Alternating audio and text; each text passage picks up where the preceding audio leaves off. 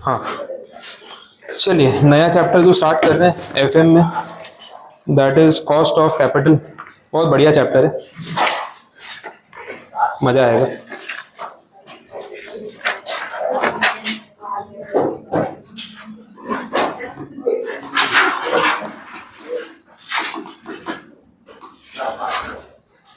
देखो logical chapter है, formulas तो एफएम में आने ही वाले हैं, बट वो ये कि अपने को कंसेप्ट मिल जाता है ना, तो एक तो बात समझ आती है कि क्या चल रहा है, फिर वो फॉर्मूला को रिलेट करने में भी इजी रहता है। अभी वॉल्टर गॉर्डन इतना सब देखा अपन ने, बट हर फॉर्मूला के पीछे कुछ ना कुछ लॉजिकल स्टोरी है। फॉर्मूला ऐसे रैंडमली तो किसी ने बनाया नहीं होगा कि कुछ भी रख के देखता हूँ जो सेट हो गया, 4 सम सॉल्व किया आंसर आ गया फॉर्मूला, ऐसा तो होता नहीं। क्या फाइंड आउट कर रहे हैं और उसका ऑब्जेक्टिव क्या मैटर करता है। कॉस्ट ऑफ कैपिटल में भी वो सब चीजें आने वाली है। तो पहले मीनिंग पे चलते हैं, एग्जैक्टली है क्या ये। देखो बिजनेस में आप जो फंड रेजिंग कर रहे हो, पहली चीज तो ये बिना पैसों के कोई बिजनेस हो नहीं सकता। आयरॉनिक ये है कि पैसा कमाने के लिए भी पैसा चाहिए और वो है नहीं, तो शुरू कहाँ से करें वही समझ नहीं आ रहा। तो अगर आपके पास बहुत ब्रिलियंट आइडिया है लेकिन फंड्स नहीं है, तो आपका आइडिया किसी काम का नहीं है। जब वो किसी पैसे वाले इंसान को आएगा तब वो उसे कमा लेगा, फिर अपन देखते रह जाएंगे यार ये आइडिया तो मेरे को भी आया था, पैसे नहीं थे ना, क्या करेंगे। तो फंड्स तो चाहिए ऑब्वियसली। तो विदाउट कैपिटल कोई भी बिजनेस करना या उसमें इन्वेस्ट करना हो तो पॉसिबल होगा नहीं। अब पैसे खुद के पास हो तो बात अलग है, लेकिन अगर खुद के पास पैसे ना हो तो कहाँ से पैसा रेज करें। तो एक कंपनी वाले फॉर्मेट पे अपन सोच रहे हैं कि कंपनी बना रहे हैं, फंड रेजिंग कर रहे हैं। तो फंड रेजिंग में आपके पास ऑप्शन है कि आपको इक्विटी या कैपिटल के फॉर्म में पैसा चाहिए या उधार चाहिए, डेट चाहिए। दोनों के अपने प्रोज एंड कॉन्स हैं, दोनों के अपने एडवांटेजेस और डिसएडवांटेजेस हैं, वो हमें यहाँ पे देखने हैं। But capital always comes with a cost. Capital free नहीं है, पैसा कोई फ्री में दे रहा है आपको, ले जाओ पैसे पड़े हैं कोई बात नहीं, कमा लो फिर दे देना, ऐसा तो होगा नहीं। तो कहीं ना कहीं अगर आप पैसा किसी से उधार ले रहे हो या कैपिटल के फॉर्म में या डेट के फॉर्म में, तो रिटर्न तो एक्सपेक्ट करेगा। तो यहाँ पे यही सारे ऑप्शंस को हम इवेल्युएट कर रहे हैं कि किसमें क्या चीज होती है। अब कंपनी के लिए या जो भी बिजनेस एंटिटी है उसके लिए कैपिटल की एक कॉस्ट होती है जो उसको चुकानी पड़ती है, that is the name of dividend और इंटरेस्ट। अब अगर मैं पैसा रेज कर रहा हूँ तो मेरे पास ऑप्शंस क्या है, पहले तो डेट वाला एक ऑप्शन है, दूसरा इक्विटी वाला ऑप्शन है, और एक प्रेफरेंस वाला ऑप्शन भी तो है, प्रेफरेंस शेयर्स। तो ये सारे ऑप्शंस एक बोरोवर कंपनी के पास हमेशा होते हैं। अगर मैंने डेट के फॉर्म में पैसा रेज किया, now you name it, debenture, bank loan, financial institution borrowing, public deposit, anything, उसमें आपको पे करना पड़ेगा इंटरेस्ट। तो जो इंटरेस्ट आप दे रहे हो ना, ये आपके लिए कैपिटल रेज करने की कॉस्ट है। ये भी कंपनी के मैनेजमेंट को अपने प्रॉफिट में से एक हिस्सा उस इन्वेस्टर को देना पड़ेगा जिसने पैसा उधार दिया। यही अगर इक्विटी वाला है तो उसकी भी तो एक्सपेक्टेशन होती है ना कि यार कुछ डिविडेंड के फॉर्म में दे दो। प्रेफरेंस वाला भी तो डिविडेंड मांगता है। अब फर्क ये है कि भाई ये फिक्स डिविडेंड मांगता है, इसका वेरिएबल है। ये क्यूमुलेटिव है तो देना ही पड़ेगा हर साल, अगर नॉन क्यूमुलेटिव है तो ठीक है। इक्विटी वाले को डिविडेंड दिया नहीं दिया वो कुछ ज्यादा बोलता नहीं है कि चलो कमाओगे तो दे देना, वो थोड़ा रिस्क टेकर है। बट इन सभी को आपको कुछ ना कुछ जो है ना रिटर्न देना पड़ रहा है। ये जो रिटर्न है ये कंपनी के लिए कॉस्ट है, इसको बोले कॉस्ट ऑफ कैपिटल। तो एक तो हम ये अजम्पशन पे चलते हैं बिजनेस में कि हमारे पास खुद के कोई पैसे नहीं है। फर्स्ट अजम्पशन यही रहता है, बिकॉज अगर आपके पास खुद के पैसे पड़े भी हैं तो भी उसकी कॉस्ट है। तो सर मेरा ही पैसा, उसमें क्या कॉस्ट है, मैं खुद को थोड़ी ना ब्याज देने वाला हूँ। अपॉर्चुनिटी कॉस्ट बोलते हैं। अपॉर्चुनिटी कॉस्ट का मतलब वो है कि ये पैसा मैं अगर कहीं और लगा देता तो मुझे इतना रिटर्न तो वैसे भी मिल जाता। तो अगर मैं वहां से छोड़ के पैसा यहाँ बिजनेस में लगा रहा हूँ तो मेरी भी तो एक अपॉर्चुनिटी कॉस्ट जा रही है। मेरे पास पड़े 1 करोड़ रुपए पड़े, मैं बिजनेस शुरू कर दिया अपने पैसों से, किसी से कोई फंडिंग नहीं ली, बट ये 1 करोड़ मैं कहीं और लगाता तो मुझे कुछ रिटर्न मिलता कि नहीं, 8% 10% कुछ भी, तो वो भी तो कॉस्ट ही हो गई ना। तो कहीं ना कहीं हर पैसों की एक कॉस्ट ऑफ कैपिटल होने वाली है, चाहे आप खुद का पैसा लगाओ या किसी से बोरो करो या किसी को इक्विटी बेचो। डिविडेंड, इंटरेस्ट, अपॉर्चुनिटी कॉस्ट कुछ ना कुछ लगने वाला है। तो हमें ये सब फाइनेंशियल डिसीजन कैसे लेने हैं, उसमें क्या फैक्टर्स हमें अफेक्ट करते हैं और कैलकुलेशंस कैसे होती है वो हम इस चैप्टर में सीखने वाले हैं। अब ये जो इंटरेस्ट है, this is a tax deductible expense. इसमें आपका टैक्स जो है वो बचता है, कल जो बात हो रही थी, अब वो इसमें डेप्थ में जाएंगे अपन। लेकिन डिविडेंड जो है it is not a tax deductible expense, because dividend after tax वाले प्रॉफिट में से दिया जाता है, वो ओनर्स का अपना पैसा है। इंटरेस्ट हम आउटसाइडर्स को चुकाते हैं। अब बाहर वालों को पे करोगे तो वो खर्चा आपको पीएनएल में क्लेम करने को मिलेगा और उसमें आपका टैक्स सेविंग होगा। खुद को पे करोगे उसमें आपका टैक्स सेविंग होने वाला नहीं। तो ये सारे एस्पेक्ट भी देखने पड़ते हैं। फिर एक आता है डेट कितना लो और इक्विटी कितनी लो। इक्विटी का मतलब है कि आप ओनरशिप बेच रहे हो, कंट्रोल पास ऑन कर रहे हो। डेट का मतलब है कि उधार ले रहे हो, भाई तेरा पैसा लौटा दूंगा तब तक का ब्याज ले ले, तू कंपनी का मालिक नहीं है, लेकिन इक्विटी में ऐसा है भाई, आज कंपनी का ओनर बन जाए, थोड़ा बहुत स्टेक परचेज कर ले मेरे से, ठीक है, तो तू भी कंपनी का मालिक है, तुझे भी वोटिंग राइट मिलेंगे, तुझे भी डिविडेंड मिलेगा। डेट वाले केस में ऐसा होता नहीं। तो आपको एक रेशियो मेंटेन करना पड़ता है कंपनी में कि हम कितना पैसा डेट के थ्रू रेज करें, कितना इक्विटी के थ्रू, क्योंकि फिर इन फ्यूचर ये चीज़ें इंपैक्ट करती है। बहुत ज़्यादा डेट ले लेना रिस्की है, बिजनेस कभी डाउन गया और इंटरेस्ट नहीं चुका पाए तो फिर बैड डेट में आ जाएंगे, फिर पेमेंट नहीं कर पाएंगे, डिफॉल्ट हो जाएगा। बहुत ज़्यादा इक्विटी दे दी, डेट बिल्कुल नहीं लिया, सेफ चलेंगे, फिर कंट्रोल चला जाएगा, क्योंकि सबको शेयर बांट दोगे तो आपका ओनरशिप कंट्रोल कम हो जाएगा, तो डिसीजन मेकिंग में आपका उतना पावर नहीं रहेगा। तो ये एक सीसो है, बैलेंस करते रहना पड़ता है कि कितना डेट एंड कितना इक्विटी। अब अगले चैप्टर में ये पार्ट भी आएगा, capital structure of the company, how much debt how much equity. तो ये सब चीजें कहीं ना कहीं आपको चैप्टर्स में को रिलेट होती जाएंगी, ये वैसा पार्ट है। अब यही जो इसमें डिविडेंड देते हैं, तो डिविडेंड के लिए पिछला चैप्टर अपन ने देखा, डिविडेंड डिसीजंस, तो पूरा फाइनेंस कनेक्टेड है, एक एक पार्ट वो लोग समझा रहे हैं, लास्ट में सारा एक साथ को रिलेट होने वाला है। आया समझ में क्लियर? अब देखो यहाँ पे जो थियरी वाला पार्ट दे रखा है, साथ साथ में वो भी थोड़ा डिस्कस कर लेते हैं, तो अलग से नहीं करना पड़ेगा, टॉपिक कंप्लीट हो जाएगा। आप मॉड्यूल में देख सकते हो पेज नंबर 542, जहाँ से आपकी थियरी शुरू हो रही है। हेड पॉइंट से डिस्कस कराना है, कोई वर्ड टू वर्ड लर्न नहीं करना है, मीनिंग पे जाना है। तो कॉस्ट ऑफ कैपिटल है क्या, मीनिंग तो मैंने आपको बताया, इन्होंने स्टार्टिंग में वही बात बोली और उसके ऊपर कुछ लोगों ने अपने अपने definitions they the. Cost of capital company की एक मिनिमम रिक्वायरमेंट है कि इतना पैसा तो इन्वेस्टर्स को कमा के देना ही पड़ेगा। डेट वाले ब्याज मांग रहे हैं, प्रेफरेंस वाले फिक्स डिविडेंड मांग रहे हैं, इक्विटी वाले भी कुछ एक्सपेक्टेशन रखते हैं। इन सबके एक्सपेक्टेशंस को पूरा करने के लिए कम से कम इतने पैसे कमाने पड़ेंगे। उसके ऊपर जो बचेगा वो कंपनी का रिटेन्ड अर्निंग्स, वही फिर री इन्वेस्ट होगा, उसी से फिर कंपनी ग्रो करेगी। तो ये सब कैलकुलेशंस जो है ये फाइनेंशियली हमें करके चलने हैं। कंपनी में इसके लिए सीएफओस को अपॉइंट करते हैं, चीफ फाइनेंशियल ऑफिसर्स जो है उनका काम है ये सारा इवैल्यूएशन का वैसा है। और यूजुअली इनकी क्वालिफिकेशन वाइज जाओगे तो भाई सीए होंगे या सीए में होंगे या एमबीए इन फाइनेंस होंगे, तो पैसों वाला जो सारा कैलकुलेशन है वो इनकी फील्ड में आता है वैसा है। Importance of the concept of cost of capital देख लो क्या बोला है। एक ऑप्टिमल कैपिटल स्ट्रक्चर डिजाइन करने में ये कंसेप्ट काम आते हैं। ऑप्टिमल कैपिटल स्ट्रक्चर मतलब वही कंपनी में डेट कितना होगा और कंपनी में इक्विटी कितनी होगी वैसा। दूसरा बोला है helpful in evaluation of expansion project. Business जब एक्सपांड करना होता है तो भाई पैसा कहाँ से आएगा, अब नया प्रोजेक्ट स्टार्ट करना है, 10 करोड़ रुपए चाहिए, अब 10 करोड़ रुपए कैसे रेज करें, तो ये आपको कैलकुलेट करना पड़ेगा कि मैं डेट के फॉर्म में जाऊं या इक्विटी के फॉर्म में या पार्शियली कुछ रेशियो निकालूं। तो ये सारे फाइनेंशियल कैलकुलेशंस हैं वो करने पड़ते हैं। तीसरा बोला है rational allocation of national resources. ठीक है, मतलब national resources in the sense कि ऑप्टिमल एलोकेशन का मतलब क्या है कि आपके पास जो भी फंड्स हैं, जो भी रिसोर्सेज हैं, उसका बेस्ट यूटिलाइजेशन करो, कम से कम खर्चे में ज्यादा से ज्यादा पैसा हम रेज कर सकें, दैट इज द ऑब्जेक्टिव, वो हमेशा रहता है। Evaluation of financial performance of the top management. Company का टॉप मैनेजमेंट कितना स्मार्ट है कितना नहीं, वो ये चीज़ों से भी समझ में आता है कि फाइनेंशियली उनको कितनी अकल है। बड़ी बड़ी कंपनियां डूब गई ये सब कैलकुलेशन की मिस्टेक्स में, जिसमें आपको जेट एयरवेज मिलेगी, ठीक है, वीडियोकॉन मिलेगी, अनिल अंबानी ग्रुप है, वोडाफोन आइडिया है, ऐसे बड़े बड़े नाम है। मतलब इनके पास कोई प्रोफेशनल्स की तो कमी होगी नहीं कि पढ़े लिखे लोग नहीं होंगे, आईआईएम वाले ग्रेजुएट्स नहीं होंगे, ऐसा तो नहीं हुआ होगा, लेकिन फिर भी कंपनी डूब गई। तो फाइनेंशियल डिसीजंस इतने बड़े लेवल पे भी गलत हो सकते हैं, और ऐसा नहीं है कि इतनी बड़ी कंपनी फेल नहीं होती, क्योंकि कॉस्टिंग और फाइनेंस सही से कैलकुलेट नहीं किया, ज़्यादा ब्याज उठा लिया, अच्छा चल रहा है तब चल रहा है, बाद में फिर डूब गए तो भारी पड़ गया। बहुत सारी कंपनीज ने मिस्टेक की, अपना बिजनेस बहुत अच्छा चल रहा है, हम कमा रहे हैं भर के, उठा लो जितना डेट ले सकते हो, क्या टेंशन है, लेकिन यही जब मार्केट थोड़ा सा डिसरप्ट होता है और कमाई कम हो जाती है तो वो ब्याज ही फंस जाता है, सारा ऑपरेटिंग प्रॉफिट ब्याज में चला गया। अब ऐसा है ऑपरेटिंग प्रॉफिट कम और ब्याज ज़्यादा, अब कहाँ से भरूँ पैसा, अब धीरे धीरे डिक्लाइन। वोडाफोन आइडिया भी उसी ट्रैप में फंसा, एयर इंडिया उसी ट्रैप में फंसा, बिक गया, जेट एयरवेज बंद हो गई, तो बड़ी बड़ी कंपनीज है, वीडियोकॉन बंद हो गई। तो ये सारे लॉसेस खा के बैठे हैं, क्यों? ओवर डेट की वजह से। ह्यूमन एरर है, इतने बड़े लेवल पे भी हो सकता है, नो डाउट, तो बहुत ध्यान से काम करना पड़ता है। तो टॉप मैनेजमेंट की परफॉर्मेंस का इवैल्यूएशन उनके फाइनेंशियल स्ट्रेटेजीज पे भी डिपेंड करता है। फाइनेंसिंग एंड डिविडेंड डिसीजन तो रहेगा ही, कितना डिविडेंड बांटना है, कितना ब्याज देना है, आपका कॉल है।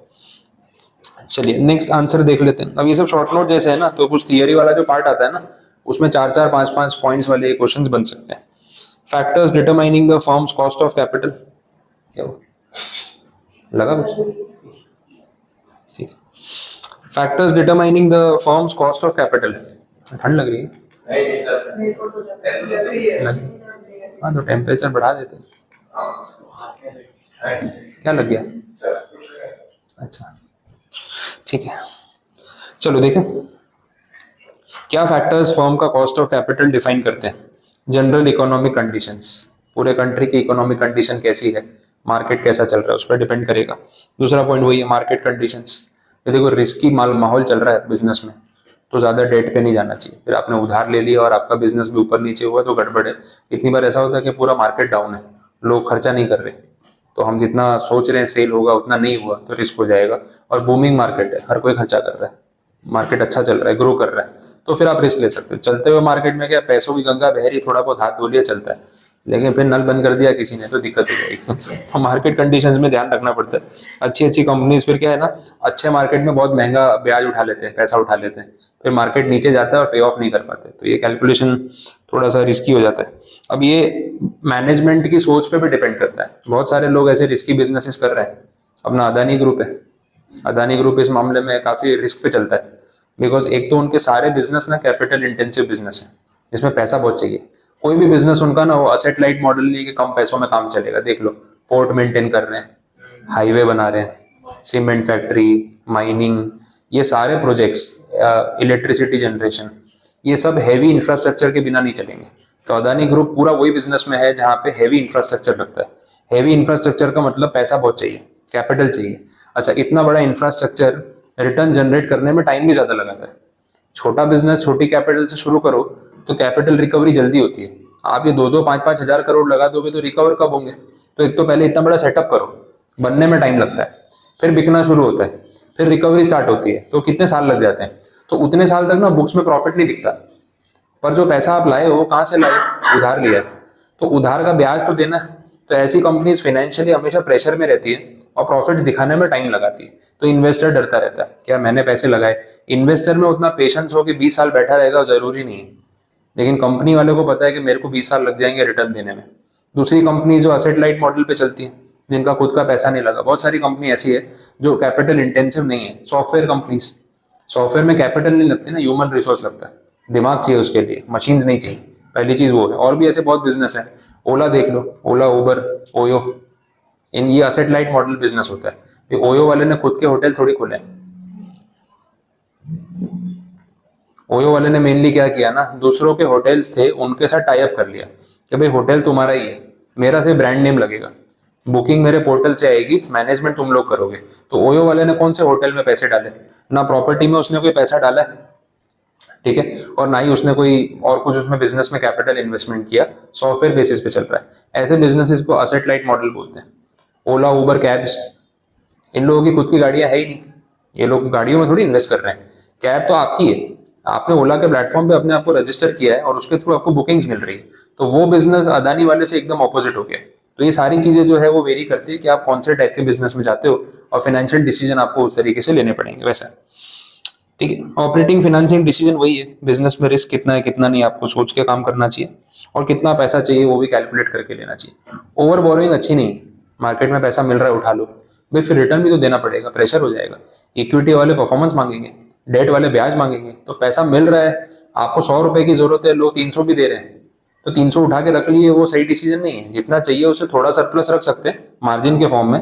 अननेसेसरी बोरोइंग करके रखोगे तो आपका सारा ऑपरेटिंग प्रॉफिट ये कॉस्ट चुकाने में चला जाएगा। तो ये सब चीजों का ध्यान रखना पड़ता है। तो ये थियरी वाला पार्ट हो गया। आगे बढ़ते हैं, नेक्स्ट देखो, अगला पॉइंट जो है measurement of cost of capital. थोड़ा कैलकुलेशन की तरफ बढ़ रहे हैं। उसमें देखो एक वो पिरामिड दिख रहा है आपको, उसमें ये सारी चीजें लिखी है, debt, preference, equity, retained earnings. Cost of retained earnings, retained earnings की भी कॉस्ट होती है, वो तो पैसा अपने पास ही पड़ा है, वापस वही अपॉर्चुनिटी कॉस्ट, पैसा हाथ में पड़ा है तो उस पर कुछ कमा के तो देना है। अभी पिछले में वो जो आर वर्सेस के ही देख रहे थे, वो यही तो था, जितना रिटर्न करोगे उसमें भी तो रिटर्न जनरेट करना ही पड़ेगा ना। तो प्रेशर तो रहने ही वाला है, दूसरे का पैसा लेके धंधा करोगे तो उसको जवाब नहीं देना पड़ेगा। तो प्रेशर हमेशा फाउंडर पे रहता है, इसलिए पैसा उठाना बहुत ईजी है, उसके बाद की रिस्पॉन्सिबिलिटी बहुत टफ है। आज मैं आप सबसे पैसा लेके बिजनेस कर रहा हूँ, आप रोज सवाल पूछोगे, सर क्या हुआ क्या हुआ क्या हुआ, कुछ आगे नहीं बढ़ रहा, कुछ ग्रोथ नहीं हो रही, ये ऐसा क्यों कर रहे हो? अरे भाई शांति रखो, काम करने दो। 4 सवाल पूछ पूछ के दिमाग खा जाते, तुमको जवाब दो कि बिजनेस चलाऊं, नहीं फिर ऐसा क्यों कर रहे हो, इसमें हमारा पैसा डूब गया तो आप तो वॉच रखोगे, और बैठे बैठे वॉच रखना मतलब ईजी काम है, कि दूसरे को पॉइंट आउट करते रहना बड़ा आसान काम है। भाई पैसा दिया है ना, 4 सवाल पूछूंगा, काम मुझे थोड़ी करना है, काम तुझे करना है। लेकिन जो काम कर रहा है वो प्रेशर में है, एक तो उसको परफॉर्म करके दिखाना है, पैसे पे रिटर्न जनरेट करना है और खुद के लिए भी दो पैसे बचाने हैं, तो दूसरों के पैसों से बिजनेस करना टेंशन फ्री वाला काम नहीं है, उसमें रिस्क हो जाता है। तो आपकी अगर स्ट्रैटेजी सही है तो आप इतना फंडिंग उठाओ, नहीं तो इन्वेस्टर्स को जवाब देना भारी पड़ेगा, वो एक रिस्क वाला काम हो जाएगा। तो ये सभी चीजें बोली कॉस्ट में। अब एक एक करके टॉपिक्स को टारगेट करते हैं। जैसे फर्स्ट उन्होंने बोला what is cost of debt capital. अभी डेट वाला जो पोर्शन है ना, इसकी बात यहाँ पे हो रही है। अब डेट कैपिटल वाले केस में ऐसा है कि आपने लोगों से पैसा उधार लिया, उससे बिजनेस कर रहे हो और उसमें उनको इंटरेस्ट पे कर रहे हो। तो पहले एक एक करके एस्पेक्ट्स को टारगेट करते हैं। पहला जो टॉपिक उन्होंने उठाया उसमें बोला है नेट प्रोसीड्स। नेट प्रोसीड्स का मतलब कि आपके हाथ में नेट पैसा कितना बचा, इस पॉइंट पे बात करते हैं। धीरे धीरे चीजें ऐड ऑन होंगी, सब एक साथ नहीं हो पाएगा। तो बात यहाँ पे हो रही है कॉस्ट ऑफ डेट की। डेट मतलब ऐसा समझ लो कि आपने डिबेंचर इशू किए, सिंपल ये मान लेते हैं। डिबेंचर इशू करते हैं तो हो सकता है एट पार इशू किए हो सकता है एट प्रीमियम इशू किया हो, या फिर डिस्काउंट, ये तीन ऑप्शन। अब मान लो कि डिबेंचर की जो फेस वैल्यू है वो हमने फिक्स कर ली 100 रुपए। तो एट पार होगा तो 100, एट प्रीमियम होगा तो 110 मान लो, और एट डिस्काउंट होगा तो 90 मान लो। सिंपल रखते हैं, ये एग्जांपल है। अब नेट प्रोसीड्स करके एक वर्ड यूज करते हैं। नेट प्रोसीड्स का मतलब ये है कि डिबेंचर इशू करके नेट मेरे हाथ में पैसा कितना आया यूज करने के लिए। तो बोले जितना दिख रहा है उतना आया होगा, नया क्या है इसमें। एक चीज होती है जिसको बोलते हैं फ्लोटेशन कॉस्ट, ये टर्म है फ्लोटेशन कॉस्ट। फ्लोटेशन कॉस्ट का मतलब है जो खर्चा लगता रहता है रेगुलर बेसिस पे। डिबेंचर इशू करने में आपकी जेब से कुछ पैसा लगा होगा या नहीं लगा होगा, या पूरा 100 रुपए पूरा हाथ में आया होगा, ऐसा तो होगा ही नहीं। देखो डिबेंचर बेचना, उसके लिए आपको एडवर्टाइजमेंट करनी पड़ेगी, कमीशन एजेंट रखने पड़ेंगे, ब्रोकर से बात करनी पड़ेगी, ब्रोकर्स को कुछ पे ऑफ करना पड़ेगा, कमीशन, वो सब चीजें रहेंगी। कुछ प्रिंट आउट होगा, कुछ फॉर्म्स इशू होंगे, कुछ ऑनलाइन पेपर, कुछ ना कुछ तो कॉस्ट लगेगा। ये सारा खर्चा भी तो कहीं ना कहीं इसी में से जा रहा है। तो अगर मान लो ऐसा कुछ है कि आपने 100 रुपए वाले 1 लाख डिबेंचर इशू कर दिए, तो इसमें आपका 1 करोड़ रुपए इकट्ठा हो रहा है। बट इस 1 करोड़ के सामने कुछ खर्चा भी तो हुआ होगा डिबेंचर इशू करने में। मान लो वो खर्चा आपका 1 लाख रुपए हुआ है, तो हाथ में कितना बचा, 99 लैक्स ही बचा ना। बात समझ आ रही है। तो नेट प्रोसीड्स तो 99 लैक्स हुआ, 1 करोड़ थोड़ी ना हुआ। तो वही चीज यहाँ पे बोली गई। तो नेट प्रोसीड्स क्या होते हैं, जितना आपने इशू किया माइनस फ्लोटेशन कॉस्ट, सिंपल। अब इस चीज को अगर अपने थोड़ा और फॉर्मूला वाइज या जैसे भी प्रेजेंट कर दें तो बात बड़ी सिंपल हो जाएगी। वही है, एट पार है, एट प्रीमियम है और एट डिस्काउंट है। अब एट पार में मैंने 100 रुपए में डिबेंचर इशू किया मान लो, तो कितना आया होगा, 100 रुपए आया होगा जेब में। इसमें कुछ प्रीमियम तो मुझे मिला नहीं, कोई डिस्काउंट मैंने दिया नहीं। फ्लोटेशन कॉस्ट मान लेते हैं 2 रुपए, 2%। तो नेट प्रोसीड कितना हो गया, 98 रुपीज मेरे हाथ में बचा। अब जो धंधा करना है, बिजनेस करना है, वो 98 से ही करना है। प्रीमियम वाले केस में ऐसा होगा कि 100 रुपए का जो डिबेंचर था, 10 रुपए मैंने प्रीमियम चार्ज किया, तो हाथ में 110 आया। बट फ्लोटेशन कॉस्ट उसमें भी गया है 2 रुपए, सेम 2% और फेस वैल्यू। तो मेरे हाथ में बचा कितना, 108। तो 108 रुपए से बिजनेस कर सकता हूँ। तो इसको हम क्या बोलेंगे, this is net proceeds. Discount वाले केस में ऐसा है कि 100 रुपए का तो फेस वैल्यू है, 10 रुपए डिस्काउंट ऑलरेडी दे दिया, तो हाथ में कितना आ रहा था, 90, और 90 में से और 2 रुपए चले जाएंगे फ्लोटेशन कॉस्ट के, तो हाथ में कितना बचा, 88। समझ आए। तो ये है net proceed in all the 3 cases, जो जिसमें एप्लीकेबल हो वो। तो इतने पैसे आपके हाथ में आ रहे हैं, इसमें से आप बिजनेस करो। तो फ्लोटेशन कॉस्ट आपका जो भी रिसीट है उसमें से माइनस हो जाता है, और फाइनली नेट अमाउंट आपके हाथ में बचता है। बड़ी कॉमन सेंस वाली बात है। तो देखो ये तीनों चीजें इन्होंने पेज 545 पे लिखी है, सब कुछ लिखा हुआ है आपके सामने ही है। 545 पे थोड़ा सा देखो तो पता चलेगा।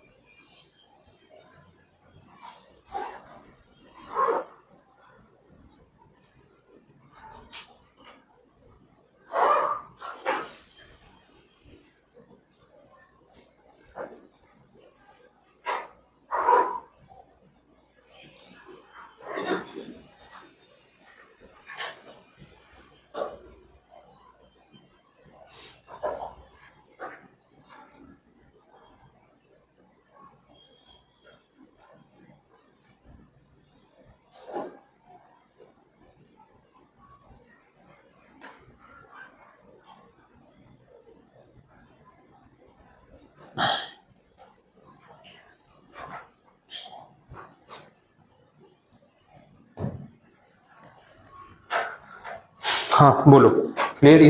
नेट प्रोसीड्स क्या होता है, फ्लोटेशन कॉस्ट क्या होती है? फ्लोटेशन कॉस्ट के स्पेसिफिक एग्जांपल आपको दे रखे हैं, advertisement charges, postage, stationery printing, stamp duty, brokerage, सारा cost, underwriting commission, underwriters होते हैं ना कि भाई नहीं बिकी सिक्योरिटीज तो बाकी की हम ले लेंगे, तो उनको भी जो कमीशन देना पड़ेगा, अंडर राइटिंग कमीशन, वो सब आपका फ्लोटेशन कॉस्ट है, उतना खर्चा हो जाएगा। सिंपल, आगे बढ़ सकते हैं। अब इनके फॉर्मूलाज पे जाने से पहले मैं आपको एक वो कॉस्ट जो टैक्स वाला इफेक्ट है वो समझा देता हूँ, फिर इनके फॉर्मूला पे जाएंगे। टैक्स वाला इफेक्ट अगेन कंसेप्चुअल और वो पता होना भी चाहिए। देखो एग्जांपल फ्रेम करता हूँ नंबर्स के साथ, तो कल जो बात अपन कर रहे थे आपको क्लियर हो जाएगी। अब ऐसा कुछ है, ये जो डेट का अमाउंट है वो अज्यूम कर लेते हैं कि हमने 20 लाख रुपीस का डेट लिया और जो रेट ऑफ इंटरेस्ट इस पे हम पे कर रहे हैं वो है 10% पर एनम। ठीक है, ये चीज़ है। तो एक साल का जो इंटरेस्ट मैं पे कर रहा हूँ वो है 2 लाख रुपए। ये सारा डेटा आपके सामने। अब सिचुएशन ये है कि इसका इम्पैक्ट प्रॉफिट पे और टैक्सेबिलिटी पे क्या होता है वो समझना है। मेरी कंपनी का जो प्रॉफिट है that is earnings before interest and taxes, ये मान लेते हैं 15 lakh rupees. This is earnings before interest and taxes. अगर मैं डेट नहीं लेता तो क्या होता और डेट ले रहा हूं तो क्या हो रहा है, वो आपको डिफरेंस समझना है। अगर सपोज ये डेट है ही नहीं, एग्जिस्ट ही नहीं करता, तो जितना मेरा earning before interest and taxes है उसी पे मुझे टैक्स पे करना पड़ेगा, क्योंकि इंटरेस्ट कॉस्ट मेरा है 0, मैंने डेट लिया नहीं है, ये अजम्पशन पे चल रहे हैं। तो this is my earning before taxes, कितना 15 लाख रुपए। इसी पर टैक्स देना है ना, टैक्स का रेट मान लो 30% है जो स्टैंडर्ड कंपनीज पे होता है। तो 15 लाख पे 30% मतलब कितना हो गया, 4.5 लाख हो गया। तो ये मेरा टैक्स का कॉस्ट बचा कितना, 10.5 lakh. This is profit after tax. इसमें से फिर डिविडेंड पे आउट होता है अगर इक्विटी वाले है तो। लेकिन यही अगर मैंने डेट लिया है तो क्या इंपैक्ट होगा वो देखिए। EBIT 15 लाख, इंटरेस्ट कॉस्ट कितना 2 लाख, नेट बचा 13 लाख EBT। अब इसमें से टैक्स माइनस होगा 30%, 13 लाख का 30% हो जाएगा 3.9 लाख। समझ आए? और बाकी का जो अमाउंट है आपका कितना हो रहा है 10 और 9.1 टैली कर लेना। तो ये हो रहा है PAT, प्रॉफिट आफ्टर टैक्स। समझ आए? आप ये देखो कि आपका ना 2 लाख रुपए का खर्चा बढ़ा इंटरेस्ट कॉस्ट के नाम पे, उस वजह से आपकी टैक्स लायबिलिटी पे क्या असर पड़ा, कम हो गई बढ़ गई? टैक्स लायबिलिटी कम होगी। कितने अमाउंट से कम हो गई? 60,000, है ना। ये है, इसको बोलेंगे टैक्स सेविंग्स। टैक्स सेविंग्स ये सब क्यों हुआ? इसकी वजह से, इंटरेस्ट की वजह से। अब आप बात समझो, फायदा नुकसान देखो अपना। अगर आप अपने PNL की बात करो या फायदे नुकसान की बात करो तो आप बोले सर ब्याज लिया, मतलब पैसा उधार पे लिया, 2 लाख का खर्चा पड़ गया, पर मैंने बोला 60,000 रुपए का टैक्स भी तो बचा लिया। बात समझ आई? तो अल्टीमेटली ना आपका जो इंटरेस्ट कॉस्ट है net of tax that is 1,40,000। 2 lakh रुपए आपने बैंक को दिया है, नो डाउट, एक्चुअल में 2 लाख पे किया, बट फिर इनकम टैक्स वालों को 60,000 कम भी तो पे किया। जो 4.5 लाख था वो 390 हो गया, तो 60,000 बचा नहीं वहां पे। तो आप ये देखो कि 2 लाख का एक्सपेंस दिखा के अगर आप 60,000 बचा रहे हो तो आपका जो नेट कॉस्ट लग रहा है वो तो 1,40,000 ही है ना। ये बात समझ आ रही है आपको? ठीक है। अब इस चीज को अगर मैं परसेंटेज में कन्वर्ट करूं तो उसका क्या इंपैक्ट है? तो आपको ऐसा दिख रहा है कि बैंक वाला आपसे 10% ब्याज ले रहा है, but ultimately you are not paying 10%। उसके सामने आप ये बचा भी तो रहे हो 60,000, तो आपका जो नेट कॉस्ट है वो 10% से कम है। अब वो गिनना कैसे है वो समझ लो, फॉर्मूला वाइज भी समझ लो और परसेंटेज में वो भी समझ आ जाएगा। अल्टीमेटली ऐसा है कि आपने interest cost net of tax कितना पे किया, 1,40,000। अब समझ आ रहा है? 2 लाख आपने भरा बट 60,000 बच गया, तो नेट 140 गया। आपने बोरो कितना किया है 20 लाख रुपए, और उस पर 1 साल का आपका नेट ब्याज कितना गया 1,40,000। इसको परसेंटेज में कन्वर्ट कर सकते हो, सिंपल। 20 लाख पे 1,40,000 नेट गया तो कितना परसेंट हुआ ये? This is 7%।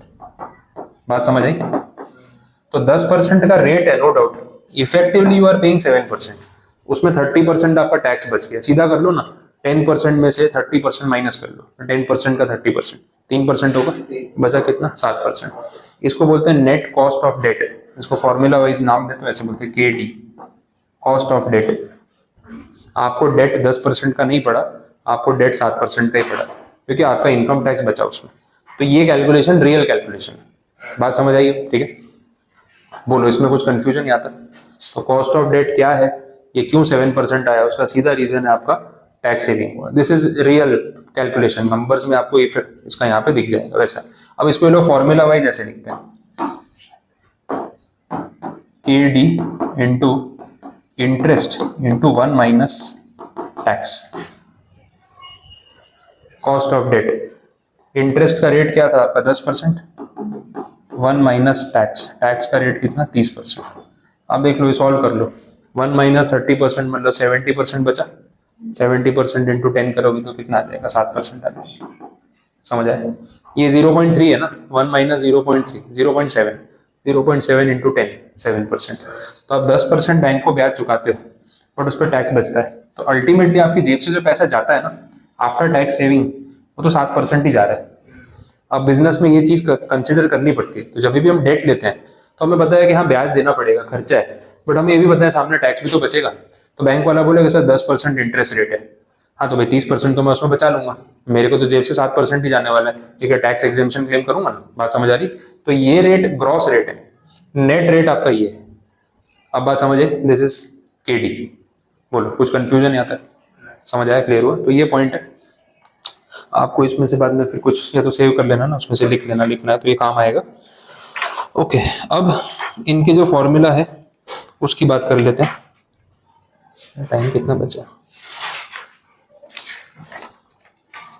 देख लें, तो आज स्टार्ट करें या ना करें। सारे फॉर्मूला ही चलने वाले लाइन में। जस्ट अ मिनट, मेरे हिसाब से आज फॉर्मूला वाला पार्ट पे नहीं जाए तो बेटर है, थोड़ा हैवी हो जाएगा। मुझे देख लें दो, और कुछ बता सकता हूँ पॉइंट इसमें तो ऐड कर दूं, अदरवाइज यहाँ पे ऐड करते हैं।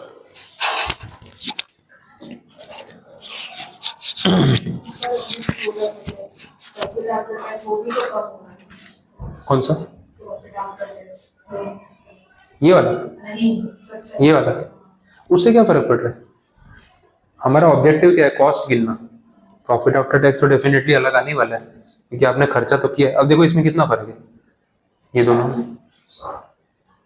दोनों बोला प्रॉफिट कौन सा 1,40,000 ये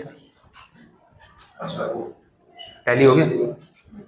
हाँ सही है, प्रॉफिट में फर्क आ रहा है, तो फिर उधार पे पैसा भी तो यूज कर रहे हो, उसके बिना ये प्रॉफिट कमाते कैसे? 2,20 लाख रुपए उठाते नहीं तो ये धंधा कर ही नहीं पाते, तो कमाते कैसे? तो देखो इसमें डिफरेंस कितना है, 1.4। कौन सा है 1.4? ये रहा।